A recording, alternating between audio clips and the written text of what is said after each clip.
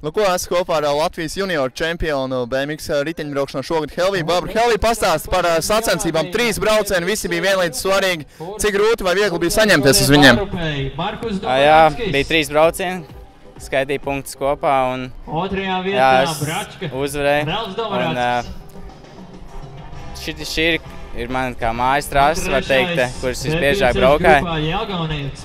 Bija diezgan pārliecināts par sevīm un viss izdevās, kā gribēju.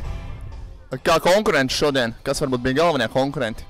Galvenie konkurenti bija Kārlis Brikmans, Āris Kārkliņš, kurš pirmajā braucienā piedzīvoja kritienu, diemžēl, un Peters Kalniņš, ar kuru man sanāca pacīnīties otrajā braucienā, viņš finišā man apdzina.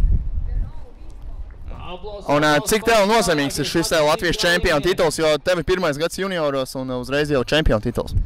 Jā, ir forši uzvarēt jau priekšā man apdzina.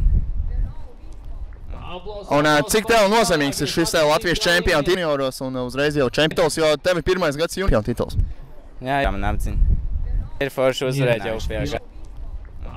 Un cik tev nozīmīgs ir šis Latvijas čempiona junioros un uzreiz jau čempiona tituls? Jā, man apdzina. Ir forši uzvarēt jau priekšā.